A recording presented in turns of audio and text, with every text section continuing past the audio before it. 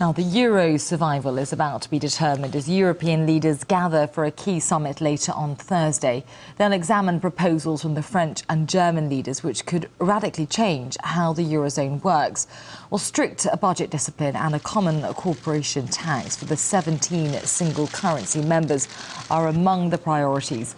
Chancellor Merkel and President Sarkozy are seeking to revise the 2009 Lisbon Treaty, which restructured the way the entire EU works. Britain's threatening to veto anything which might damage London's financial sector. The EU's already on watch for further credit downgrades if leaders don't act decisively in the next 48 hours. Well, to put this into perspective for us is the man behind two of Belgium's leading business magazines and author of The End of the Euro, Johan van Overveld. He's in Brussels for us. Let's cross over to him now. Mr. Overveld, many thanks for joining us here on RT. There is a sense of urgency, isn't there, to this summit, a real do-or-die moment for the euro. How likely is it that a definitive solution, though, will be found within 48 hours? Well, let's step back a little bit at this moment. In order to save the euro in a structural way, we need to have a real powerful political union. That is not possible at the moment. So the second best solution that can eventually be achieved is a number of binding agreements with automatic sanctions.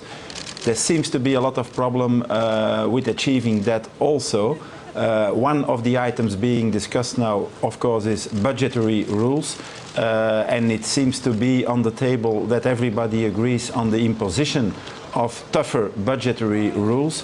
But the big question is whether we will have automatic sanctions when countries are not following the rules, which means that countries, member states of the Eurozone, must accept a loss of national sovereignty, and France and a lot of other countries don't seem to be prepared at this moment to take that step. Well, let's talk about those budgetary rules and sovereignty. Germany and France, they want tighter fiscal policy, policing rather, across the EU, as you've been saying, with more rigid budget controls. But really, how practical is that across 27 diverse countries? Well, you mentioned 27 countries. There is a lot of discussion going on at the moment also whether we should try to achieve this kind of agreement between the 27 countries of the European Union or only between the 17 countries that are part of the Eurozone.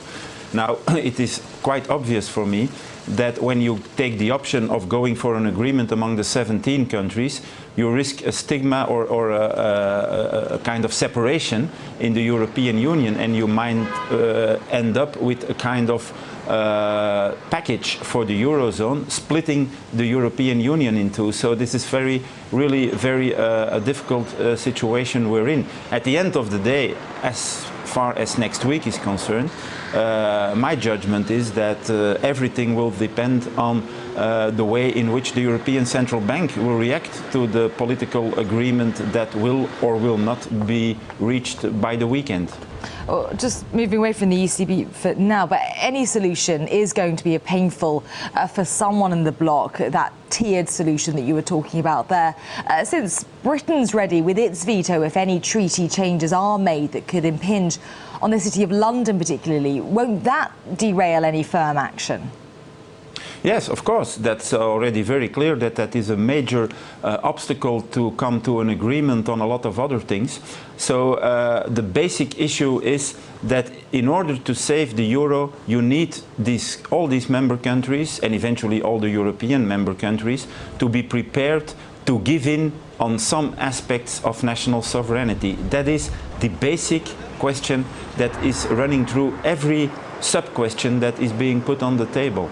And the answer to the question of whether one is prepared to give up on national sovereignty seems to be a quite clear no.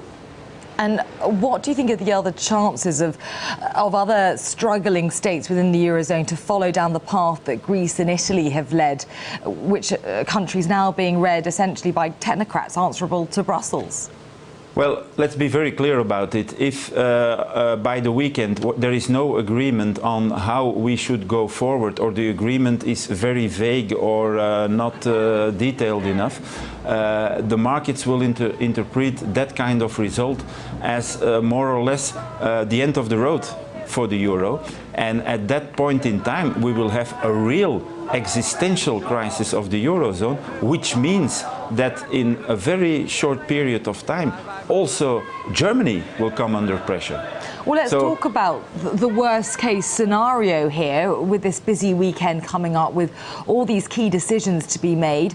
What are the real possibilities, do you think, that of all members deciding that simply the best option now is to wind up the single currency or at least to expel the weak members? Yeah, well, I don't think we will come to that. What is my projection of what will happen with respect to this summit is that there will be a kind of agreement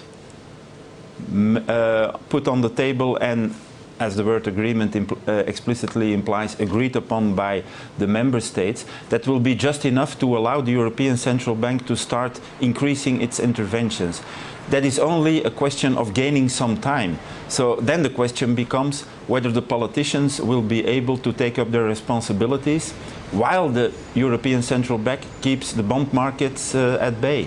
And that all depends then again on the intensity of the way in which the markets will react on Monday or during next week on the agreement that should follow this summit meeting. Okay, a busy weekend ahead. Johan van Overveld, many thanks for those thoughts from Brussels.